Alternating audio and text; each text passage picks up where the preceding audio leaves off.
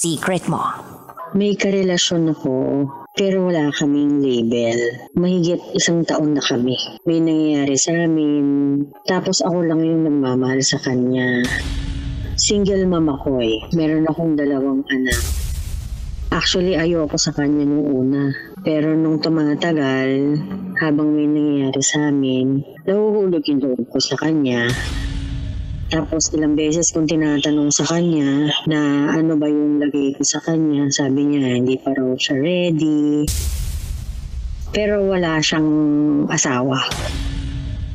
Sa akin nung una, wala lang eh. Kasi syempre ako, matagal akong walang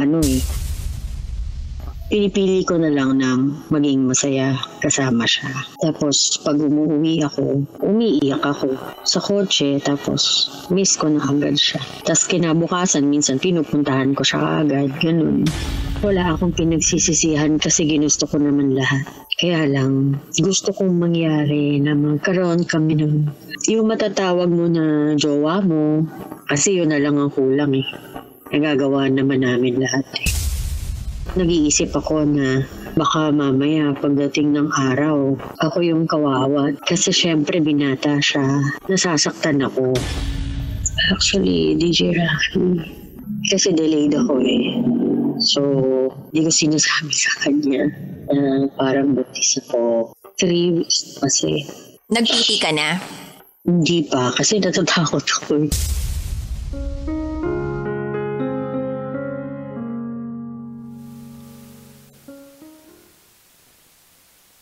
Ano ba ang ibig sabihin ng MU? MU. Anong ibig sabihin nun? Hindi yun mutual understanding. Ang ibig sabihin nun, mukhang unggoy. Yan bang katabi mo ngayon o kachat mo ngayon, kabisyo? MU mo yan? As in, mukhang unggoy. O pwede rin namang MU as in, mukhang ungas. Ay nako, bakit nga ba may mga taong pumapayag sa mga no-label kind of relationship? Bakit nga ba may pumapayag sa mga relasyong tinatawag na situationship? Tapos kapag hindi dinatnan, kakabahan, iisipin, ako ba'y pananagutan? Pero, mukha namang yung lalaki, walang paninindigan. Kasi kung gusto ka talaga niyan, una pa lang, binakuran ka na niyan. Hindi bumakod. Ayaw pang pahuli. Hindi ka pa nilalantad sa iba. Alam na this, kapag ginigatekeep ka, kabisyo, alam mo na, ibig sabihin, MU talaga yan. Ano? Mukhang ungas. Charot to with the rot. Anyway, 9:00 ng gabi hanggang hating gabi magsasama tayo kapiling ang Basa Princess ng Love Radio. DJ Rocky Teram. Na hindi ka lolokohin kahit April Fool's Day ngayon. Ngayong gabi, samahan mo ako. 9:00 hanggang hating gabi.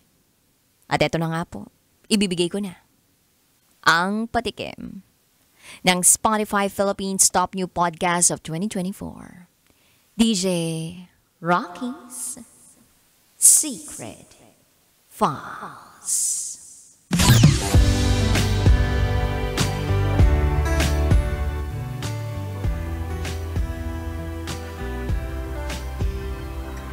Kabit ako ng kabit ko. Part 2. Oy! May sulat ulit sa atin yung kabisyo natin na si Aya. Kung hindi mo matandaan yung part 1 ng secret file ni Aya, check mo sa social media account ng Love Radio, especially YouTube and Spotify ng Love Radio kasi uploaded doon yung mga previous episodes ng Secret Files. Pero kung sakali man na gusto mong ngayon mismo mapakinggan yung karugtong, edi tutukan mo ako. Pag tinutukan mo ako, di naman siguro ako mawawala sa mundo, di ba? Charot, charot. Pag tumutok ka sa akin, mas lalo ako mabubuhay. Kasi damang-dama ko ang iyong pagmamahal sa pagtutok mo sa akin. At minsan yung pagtutok na yan, sinasabi ko sa'yo, dyan may nabubuo. Charot, darot. Kaya naman, kabisyo, tutok ka lang ng tutok para maraming mabuo sa atin. Na matindi at matatag na samahan. Well, kabisyo, abangan mo yan sa akin. Pagbabalik, kapiling pa rin ang Basa Princess ng Love Radio. DJ Rocky Tera. At ikay nakatutok sa 90.7 Love Radio. 50 years na tayo, kabisyo. Kailangan pa bang i-memorize yan? Basic.